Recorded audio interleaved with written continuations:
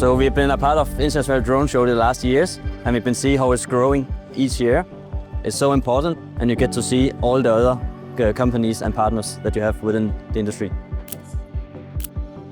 So we have been engaged with a lot of different connections at this show, not only within defense, where we usually work quite a lot within, but also a lot within suppliers, partners, people that we collaborate with, police, fire departments, universities, institutions.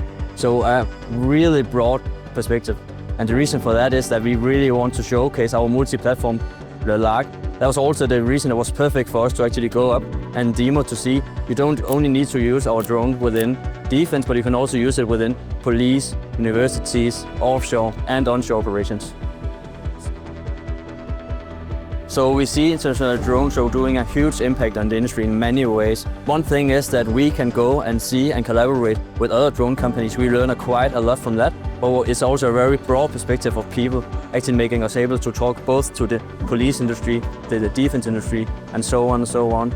That means that we can start collaborating not only in one way, but in all the ways at the same time. That's very important for us when we have a multi-purpose platform.